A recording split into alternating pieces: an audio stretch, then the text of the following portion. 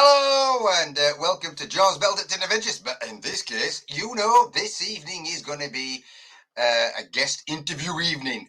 We have got a really special guest, Karl Petersohn from USA, and his group is called the Wake County Metal Detecting Club, and they find some history over there. That is just awesome, and he's going to tell us all about it. Let's welcome Karl on. Hey, welcome, pal. Nice to see you. Brilliant. Now then, what was your first machine? Come on, tell us. My first machine, a bounty hunter. Oh, how long ago was that, Karl? That was a long time ago, and I still actually have it. It's up on my wall. You can see the coil on the bounty hunter right there. It's on my shoulder. They're all Garrett's. Have phenomenal luck. I know the machine. I love it. I can rely on it. So I use. I have a couple of different coils. So when I'm out in the field, I'll take 2 to 3 different machines with me in case I have a problem with a coil or a machine. I could automatically just switch up. Or if I'm in one area and I realize, oh, it's trashy, and I took my big coil, now I have my medium and my small. I can always just grab another machine and go right at it. And which one would you say is the favorite one then? I want to say I always use the AT Pro. I have the AT Max. A lot of people like the Max over the Pro.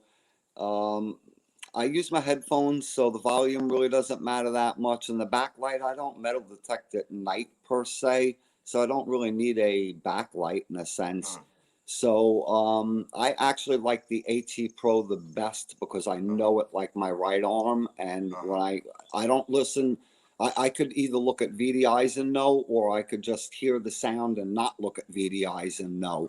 Yeah, when you got an idea, don't you? That sound, that tone, yeah. So what kind of history do you have around your area then? Right in the middle of Civil War here.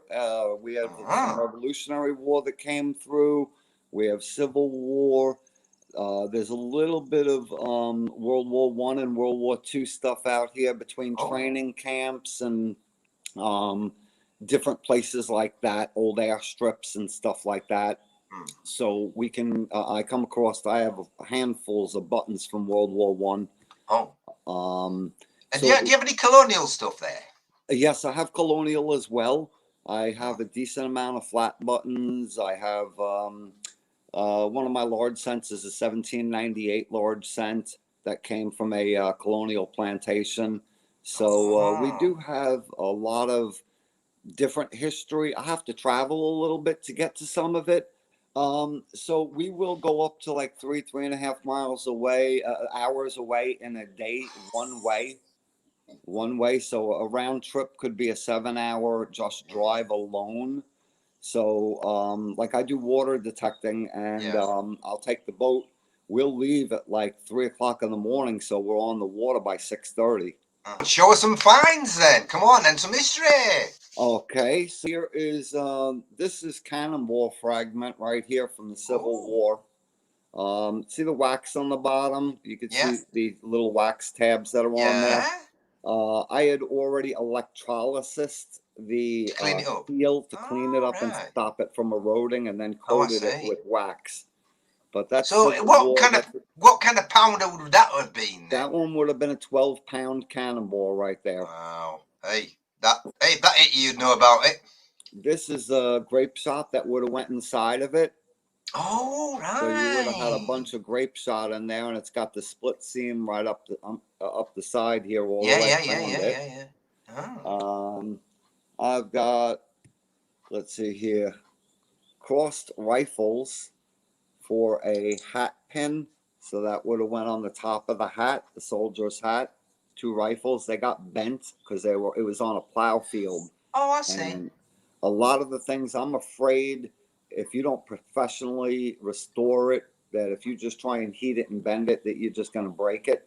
So a lot of things I leave just the way I found them. If I can't preserve it, with just electrolysis or wax or cleaning, I usually bend it. Got lots of buttons. Revolution. Here goes Civil War buttons. This is a New York Excelsior button. Oh, can you get it up to the camera? Although I can see it from there. Just get it up to the camera and see if we get a closer picture. Oh, that's more like it. Yeah, you can see it, you see. New York Excelsior. It's got the Yeah. shield with the stars around it. It's got the shank on the back. Yeah. A training school that actually taught and trained all the generals who fought in the Civil War was called the Bingham School, Bingham Military Schools. They called it BS School. These buttons are extremely hard to come by, especially in the condition I have this one in. But that's what that BS is. It says Bingham School. Oh, yes, I can see it. And that's where they trained all the generals and everybody for the Civil War. And it also has a shank. It is complete with some gold gilt still on it. So it's one of the finer examples of that one that I've seen out there. Revolutionary War out here. So there's Revolutionary War buttons. This one's a little faded, but you could possibly see the cannon and the eagle in there. I'm trying to get it to focus. You just see the cannon wheels down here with the eagle right above it. Can't see much there, Carl. But yeah, I've got a whole. Oh yeah, these are big ones, aren't they? Yeah, so I mean, I've got handfuls of just them alone. The badges and everything from the World War One, World War. Oh, show us the badges. Show us the badges. So, that's it. Oh, excellent. Right here. Just tell us. Those are all World War One buttons right there. Wow. Pretty much 90% of them have shanks on it. These are all Revolutionary War. Revolutionary War, Civil War. Yeah. Look at this. Some Revolutionary War. There's some Navy. There's some police. There's firemen.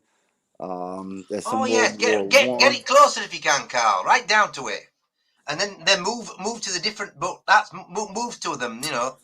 Ah, yes, and then just move up and pan up to them. Oh yeah, nice. You got collar discs, hat pins. Oh yeah. These are some of the buttons here. And what period did you say that was? The lower buttons right here are all Revolutionary War. Oh, right. And then these are Civil War up on the top. That's a Civil War infantry button. That's a Navy button. Yeah. World War Ones. Things that go with the uniforms. And I didn't want to take everything out, but I wanted to try and give a little bit of an example of what I'm finding out here. Yeah. But it's a mix. I mean, you can get everything right down to this. So this took a couple of days to ID. When I first dug this, I wasn't sure what it was. Now you can see the gold leaf on here, so it's been gold leafed. So it's not plating, and it's on a brass piece. So I started doing some research, talking to everybody. If you look at the very top, you can see that little circular dot there. Yeah. And then down here, there is a circular dot. You see that right there? Yep. There would have been a pin that would have went from here to here. I see. And it went on the shoulder strap of one of the Revolutionary War soldiers. So it would have been a shoulder plate is what they call it, a soldier plate. That is a Confederate belt buckle. It's part of it. It's what they call the wreath buckle. So I just found this past summer. It's a little bent up, but as I said, I'm not one for trying to change the history. That's the way I found it, and I usually keep it like that. Where I found. I mean, I'll clean it up, but I won't go and try and spend money to have it re-altered. Yeah. So have you got some gold and silver now? Come on. Oh yeah, we got plenty of gold. Here goes a high school ring that I had found out here. The high school ring was from let's see here. It's on the front, 1942. So that's Second World War. 1942. Really nice, heavy. Do you know what the stone is, Carl? I actually don't. I never checked the stone. Never checked it. I don't have a tester for diamonds either, and All that's right. something I want to get. I want to get a diamond tester, and I need to educate myself more on the stones because, like, I find old brooches as well, like this piece right here, and Oh, lovely. Yeah. this is just going to be glass Yeah, it's probably. cosmetic Yeah, one, isn't it? exactly. I But think it's there's a brooch. Yes, you're right. exactly. But there's Yes. other pieces that I do find that are older, and actually Oh, some that's of them nice have though. other stones inside of them, Yes. and some of them look like garnet. Some of them I'm Yeah. not sure what they may be. Hmm. So I don't want to guess or No. that's a 1914 high school ring. It's missing the stone. Shame.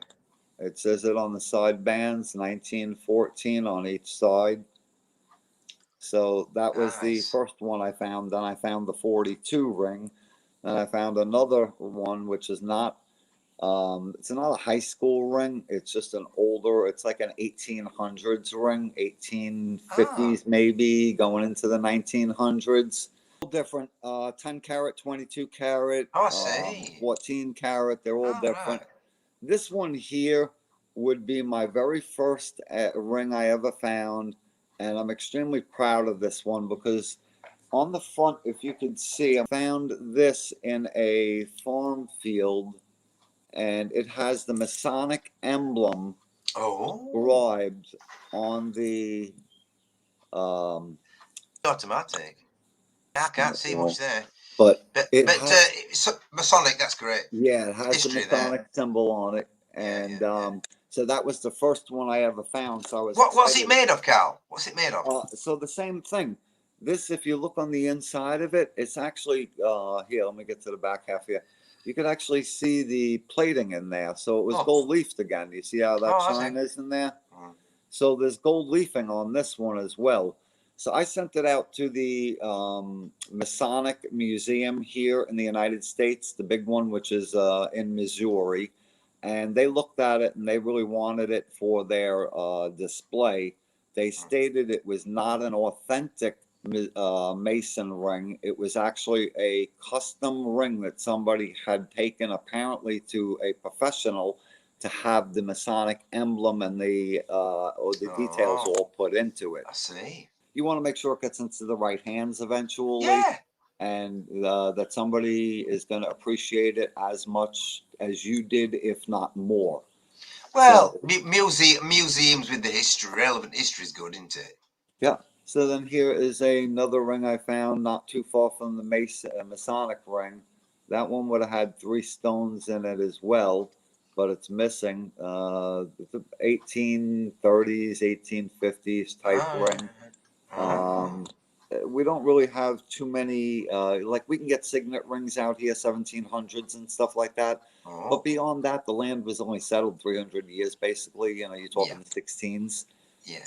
I have property right next to me here that was land granted by King Charles II for the Rowlands, and the first set of 7 that came over, if I'm not mistaken, 4 went back and decided not to stay here, and then he was part of the second next grouping, and he lives right here across the way, and it's been a farm all the way along. Mm. So they just decided they were going to turn that into houses, and they sold the property off. And because I know the history of the property and the importance of it, and I knew that they had slaves on that property through tax records and everything, Ah, I knew that they were buried out there somewhere. There were never any headstones or anything like that. So I went to the town and I had a whole big thing with the mayor, the town, the builder. And long story short, they put ground penetrating radar out there and they covered probably about 60 acres. And I helped recover 9 unmarked graves. So before they built the oh, houses on them. So I'm that's proud. interesting, isn't it? It's a sad thing, but I'm proud It that is sad, yeah, but yeah, it's still, yeah. yeah, it's a pity you don't get the names of these slaves because it's very important to sort of recognise that We they lived. probably never will. And No, part of the agreement that I wanted to make with them was that if they found them, that they couldn't move them or desecrate them because of that fact. Because if they were to have descendants that you could contact, then you should leave it up to them. that's where they. Yeah, But if you yeah, got don't know you. who they are, desecrating a grave is not good. No, not a nice thing, is it? So fortunately, they were actually buried literally right next to the landowner's grave. Never. Yeah, they did. They did. But you know what that means, don't you? That He means that he thought a lot about them. he did. And that's the only reason why I said that was because George Washington would be the only other person I knew who ever did that in our history that had buried a slave next to themselves. So when I heard that 9 were buried all within the 12-foot plot that he was buried in, it took me back. It took a little bit to comprehend, and I couldn't believe it. And then I had to go down there and see it for myself. So definitely, for me, it was another side of metal detecting and history saving. And that's a big part of our club, Wake County Metal Detecting, is we are involved with everything. We will do ring recoveries, free ring recoveries, and the whole club has to go through getting background checks because if you find it, you're going to court and you're going to testify, and you know you got to they want to make sure that everybody there is outstanding. You have to be with a police officer at all times. So we metal detect, but we also do a whole lot more for our community. That's brilliant. We donate a lot of time to an organization that works with World War II, a museum. It's an old training facility, and we go out there and we try and recover old dog tags and all sorts of different things. And this is one I had recovered, which we had covered. We recovered already a couple of them, and this gentleman here, we couldn't find descendants or anybody to actually get this to. So normally they stay with the museum itself. It's called Camp Butner. It's up in Butner, Connecticut, Butner, North Carolina, and our club donates our time. We don't get paid to do it. We don't ask for anything. The curator, Mike Mercer of the museum, is part of our club. It's great. We're saving history. Absolutely. So that right there is a nice World War II camp knife. Oh, I see. Oh, right. I didn't know that, but that's interesting, isn't it? Yep. So, so we're saving stuff exactly like this for the museum, and the dog tags all get researched and then tried to get back to the original owner's descendants to try and give them a piece of their family history. I'm in North Carolina, so if you look at the United States straight down, I'm on the right-hand East Coast. I'm halfway down on the right-hand side of the coast. So I am right where all the ships came in the original colonization days in the early 16s and 17s. Hey, that's handy. That's about 3 hours one way. 2.5 hours another way is a lot of Civil War. I do have Civil War here in my area, but it's extremely limited on what you're going to find. You'll find a couple of bullets and things like that, but you're not going to find. The bigger size of them. That's a 3-ringer here. So and what's the difference between the 2-ringer and the 3-ringer? What significance is that? The different bullets were shot out of different guns, different type guns, and a lot of these guns actually was funded through England. So a lot. I don't know if you could see the one that's up behind me. Yes, I can. Yes, right, brilliant. There. Yeah. But they were all black powder rifles. So they all use percussion caps. So when you metal detecting, you could find a percussion cap. You know you're digging it all. So here's what it looked like prior to it being fired off. Oh, I see. So you can see a non-fired one here. And that's the percussion cap. And I wonder what they were, Carl. Yeah. I found a few myself. When you pull the hammer back on the gun, that's what would have came down, and it would have hit right into that little pocket, and it explodes it open flat like that. I see. So if you could dig a tiny little X like that, you know you're doing a good job metal detecting. Do you know, Carl? I found a few of them. I didn't even know what they were, and So now I know. this particular bullet they call a Williams cleaner. So it has a space in the bottom here, Yeah. and it sits on a little rod that was in the center of that. So what it would do is when the shot went off, the powder went off, it would have sent that force through the barrel. This back piece would have collapsed that gap right there, and it would have went Oh. forward, and it would have mushroomed out just that tiny little bit. This would have like slid along the barrel of the gun on the inside, and it would have cleaned the extra soot from the gunshot, the gunpowder that's been being fired through the gun. Wow. That's why they call it a Williams cleaner. You would have shot Oh, I one of these see. every 10 shots that you would have shot a regular bullet out of it. You would have wanted to shoot a cleaner through it. I Otherwise, it would have see. deviated how far and how accurate your gun was if you didn't. I see. Ain't that amazing? Yeah. Amazing.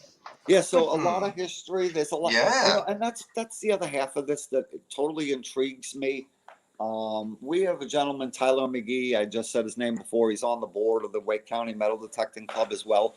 He is extremely knowledgeable about a lot of the Civil War. And when we're out, we could find something, literally text him, and he'd be like, "Oh my gosh, you found this or that." And I'm like, "Really? That's what that is? Thank you. Oh my gosh." Like, It's great, isn't it, it? he's a wealth of knowledge, and I've been learning a lot from him, as well as books. I got a lot of books here for Civil War Hmm. trails, what they wore, what they used. So another item I had found, originally I found this, and I was like, "What is this? It looks like a gun casing, like a It does. bullet casing or something." And I looked at the bottom, and it's got some writing on it. Yeah. So I looked that company name up and the patent date, because there's a patent date of 18 something right there. Yeah. Okay.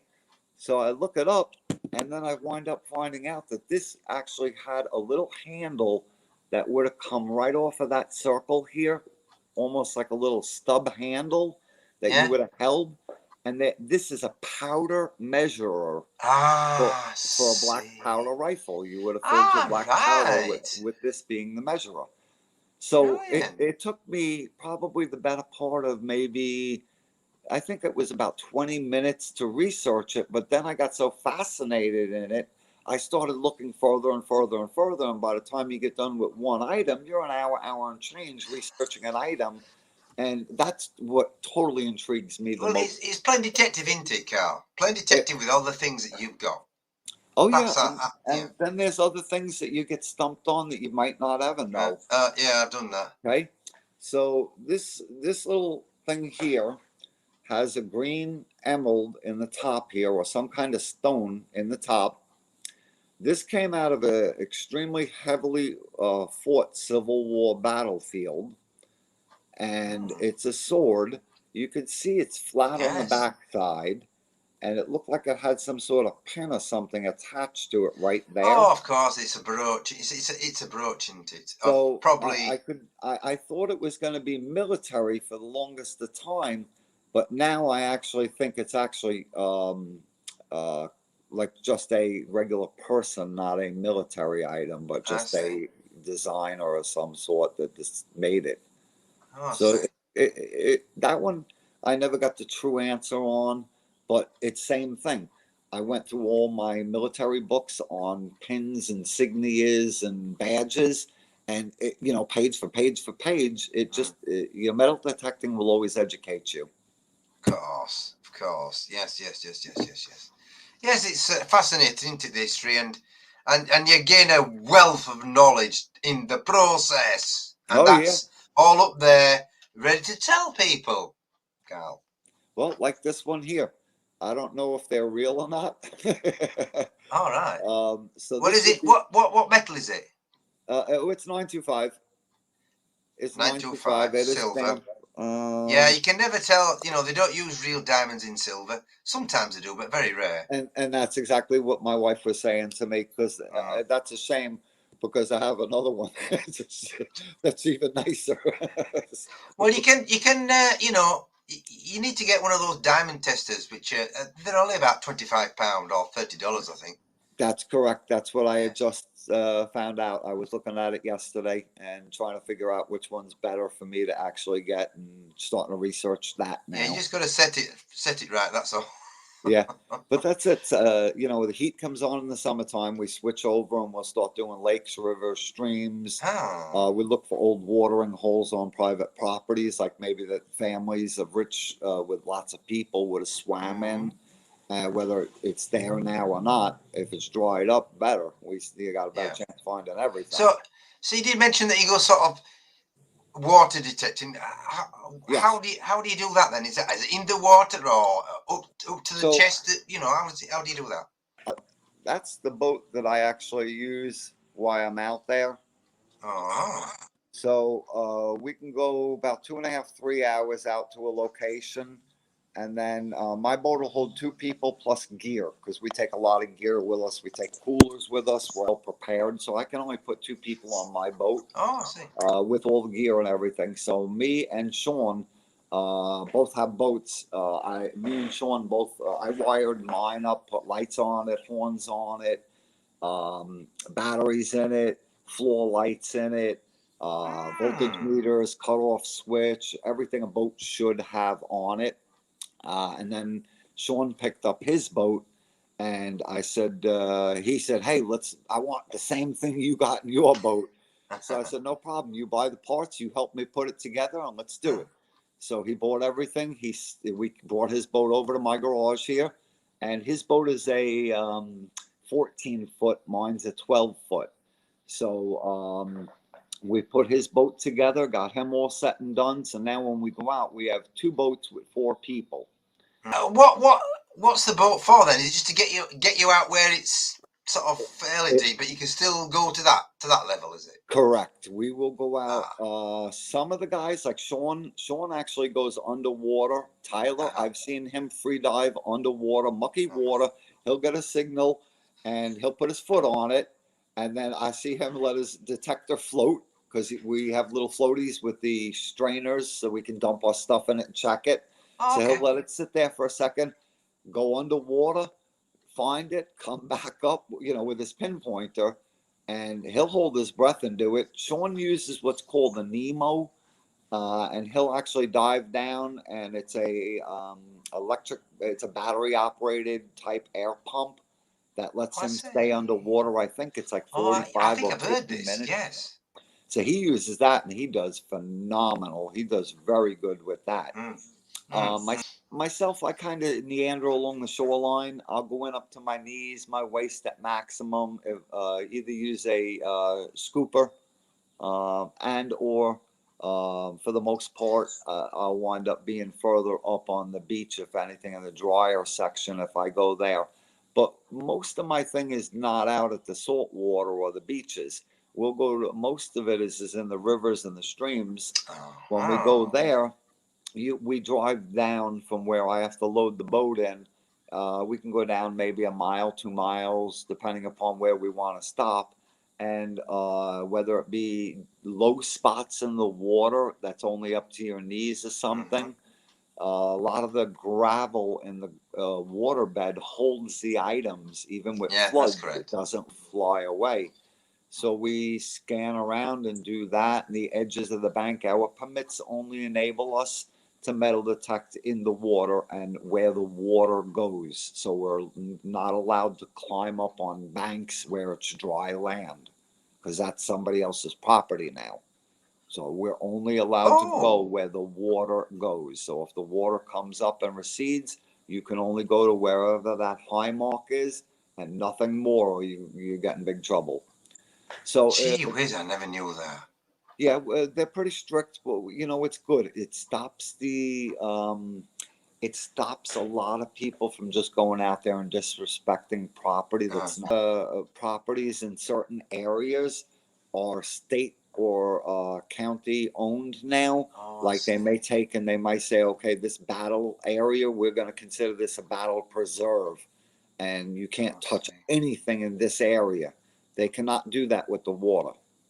Oh, right. They Yeah. can't Oh, okay. detect the water I there. see. So I mean, for me, they can, I but just think not. it's all wrong. If what is the point of having artifacts and stuff in the ground when nobody can see them?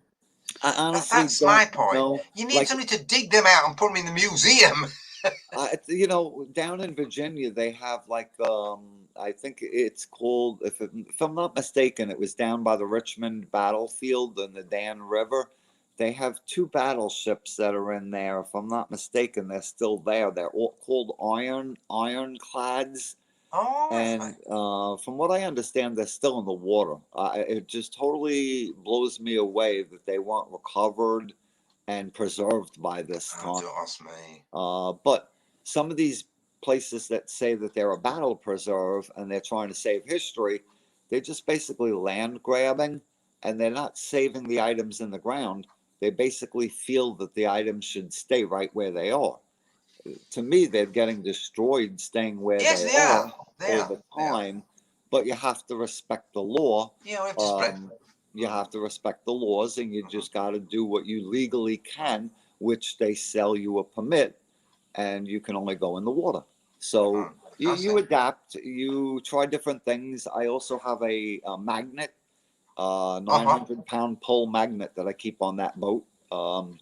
So I can attempt to magnet fish and try and That's find maybe interesting, isn't it? cannonballs or something like that in the Ah. waters, or wherever I am for whatever like instance. Like my friend Sean, he found what's called a bar shot. It's like two cannonballs almost, Oh, but yes. with a rod in the middle. And they Oh, I would have see. shot that out of a cannon, and it would have like barrel spun, and they were used to rip open the side holes of boats and stuff like Oh, that. I see. So something like that, you got the opportunity of finding as well if it's in the water somewhere, near water that had history that's not preserved. Huh. Yeah. Just like everything else, you have to know your history and know that you put yourself in a good spot. So I have tried it in a good spot, but the only things I was finding were parts of an old bridge that was there, that there was a battle there. I couldn't actually find items from the battle, but I found a lot of bridge parts. And tell us a bit about when did the group start then? When did you start the group? Okay, so this group has been going since I believe it's the mid to early 70s. I found this King Charles, this halfpenny here. It's got a harp on the back. Oh, yeah, It's yeah, yeah, yeah, yeah. halfpenny. That's the Irish. It's an Irish mint with a Yep. harp. So I've found a couple of them, and this property actually had a lot of cool Oh, coins yeah. on it, large Oh, I cents see. and half Yeah, yeah, yeah, pennies and yeah. all sorts of different cool things. Uh-huh. So I turn around and I tell them I'm going to go cruise over to another side of the field Oh, here, yes. and I'm going to see what's on the other side of the field, see if I can't find anything over there. So, so when I Is get that back, American then? yes, that's a large cent, an American large cent. I Ah. have I have British, I have Australian. See, the Australian ones actually have kangaroos on them, All right. Oh, right? yeah.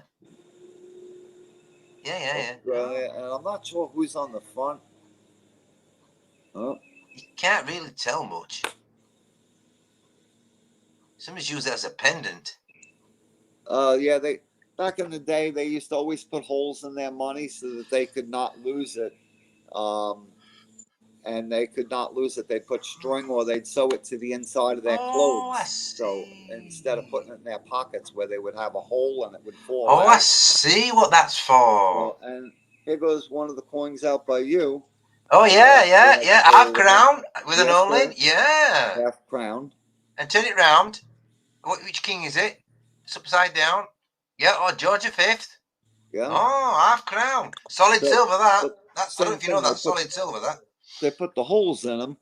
But so in this Mm. particular field, we were finding old stuff.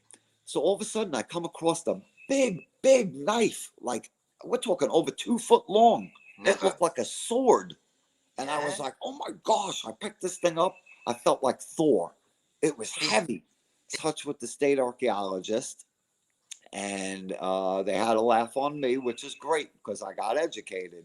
I'm thinking it's Viking, it's something like No. that, and it shouldn't be here. I don't know how it got here. What First is World, it? Second World War, I bet you. They call it a froe, Froe. It was used in colonial times in the 1700s. That's what they would use to chop wood. It was a big knife blade they would put on the top of a stump, and then they'd wail on it with a hammer, a mallet. Oh, And they'd keep hitting that thing until it went all the way through that piece of wood. See. All right. So I was educated on that. But she said, "You don't mind if I laugh at you, do you?" And I said, "No, please go right No, ahead." it's an education. It's education, isn't it? So that was a funny one from the state archaeologist here. Yeah. Not even from my guys, you know, in the group or whatnot. But we find a lot of cool things out here. That is the 1798 large cent. So that's an American. Yeah, American. That's same thing, colonial large cent. So we have a variety here, so I'm thankful. So we can get everything from locks early to later. This one I actually got working and cleaned up. I love cleaning them up and getting them in nice working order again. If I can. Yeah. So I've got that one working great. You just need the key now, Cal. Yeah, well, unfortunately, I have a couple of keys that I've found, but they were different locations. They don't fit. They're not going to do me any good. But we well, find like Cal. horse reins guides. Oh yeah. So that's a square one. Usually they're round. Oh. So to find. Hang on, what's that for? This one.